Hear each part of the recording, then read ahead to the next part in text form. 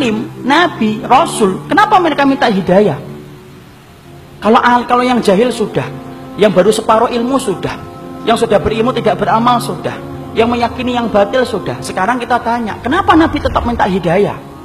Kalau 4 tadi menceritakan tentang diri kita. Tapi kalau kemudian yang kelima, kenapa Nabi dan orang-orang soleh yang mengikuti jalan para Nabi, yaitu para sahabat, para tabi'in, dan kita yang berusaha untuk mengikuti mereka, ridwanullah alaihim, kenapa kita masih tetap minta hidayah?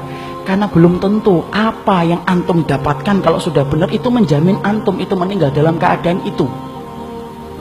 Kita apa pernah menjamin bahwasanya kita akan mati husnul khatimah dalam keadaan iman? Siapa yang menggaransi iman kita? Tidak ada. Minta hidayah supaya Allah itu memberikan istiqomah setelah kita dapat ilmu yang benar. Bukankah Allah menunjukkan lembaran-lembaran kehidupan sejarah, banyak orang yang mereka itu bertabur iman di awal kehidupan, tetapi mereka matinya murtad.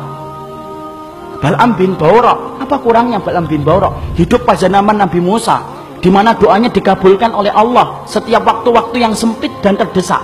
Sampai Malik bin Dinar berkata, karena mujabud da'wah fi syada'id. Kalau sudah bicara tentang Bal'am bin Bawra, Masya Allah, doanya selalu dikabulkan oleh Allah dalam keadaan genting. Kata Malik bin Dinar rahimahullahu ta'ala ketika menafsirkan surat Al-A'raf 175. Tapi matinya murtad. Rajal Unfuah, sahabat Nabi, dipuji oleh Abu Bakar, dipilih oleh Abu Bakar untuk menjadi delegasi sunnah, mendakwahkan kepada Musailamatul Kadzdzab. Matinya beriman, murtad. Ubaidillah bin Jahsy yang pernah menyelamatkan kehidupan agamanya sampai ke Habasyah. Ketika Nabi masih di Mekah, ikut di dalam hijrah yang pertama, hijrah yang kedua ke Habasyah. Beriman? Tidak, murtad di Habasyah. Kecintaannya minum khamr menjadikan dia murtad. Seorang muadzin yang diceritakan oleh Imam Qurtubi, murtad ketika kemudian tergiur dengan pesona seorang wanita yang dia lihat ketika adzan di tempat yang tinggi. Orang dulu ketika adzan naik ke tempat yang tinggi, melihat seorang wanita begitu cantik, turun, ini gentle dia ini.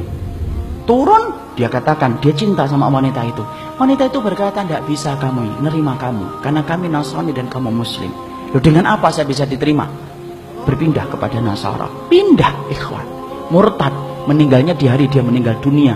Akan mencampuri istrinya, naik ke atap, kemudian jatuh. Belum sempat mencampuri wanita yang menjadikan dia murtad. Siapa yang menjamin? Ini yang kemudian kita khawatirkan. Minta terus hidayah. Kenapa kita minta hidayah walaupun kita itu sudah memelihara jenggot, sudah kemudian ngaji, istri kita sudah kemudian berhijab yang syar'i, kegiatan kita sering datang ke kajian ilmu, bertemunya kita dengan orang yang solih, terus kita menjaga hangatnya iman. Tapi kenapa kita tetap minta hidayah walaupun ikhtiar sudah kita lakukan? Karena tidak ada yang menjamin antum akan masuk surga kecuali Allah. Makanya sampai dikatakan oleh Rasulullah, ada di antara kalian, fa inna ahadakum la ya'malu bi amali ahli jannah hatta yakuna bainahu wa bainaha illa dhira'un fayasbiqu alaihi alkitab fa ya'malu bi amali ahli nar hatta yadkhuluha. Makanya sampai Nabi beliau bersabda, ada di antara kalian yang melakukan amalan surga sampai antara dia dengan surga tinggal sejengkal, tinggal sejengkal ikhwan. Satu amalan tak langsung masuk surga itu harusnya. Tapi ternyata catatan takdir mendahului apa yang dia lakukan.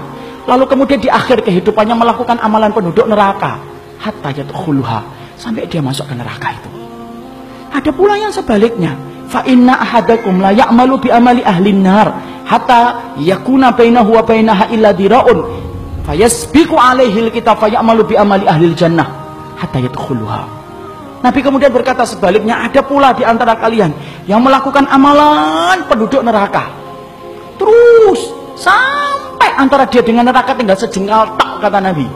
Tetapi catatan takdir mendahului apa yang dia lakukan. Dia melakukan amalan penduduk surga sebelum meninggal dunia, lalu kemudian Allah masukkan ia ke dalam surga. Antum tahu Usairim bin Abdul Ashhal? Usairim bin Abdul Ashhal, seseorang sahabat yang dikatakan oleh Nabi sebagai penduduk surga, tapi keningnya tidak pernah dipakai untuk bersujud kepada Rabbnya. Karena apa? Masuk Islamnya belum ada 24 jam. Ketika dia masuk Islam mengucapkan syahadat, dia bertanya, sholat? Belum waktunya sholat. Apa yang saya lakukan? Ayo berjuang bersama Rasulullah. Berjuang bersama Rasulullah SAW dan para sahabat. Ketika kemudian dalam peperangan tersebut Allah takdirkan dia meninggal dunia.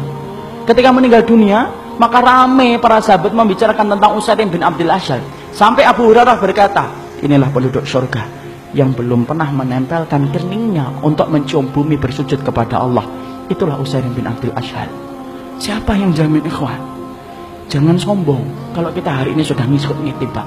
Jangan sombong ketika kita hari ini sudah ngaji. Belum tentu itu akan menjadi jaminan bahwasanya itu menjadi keimanan kita ketika meninggal dunia. Jangan magrur. Apa itu magrur? Tertipu dengan amalan kita.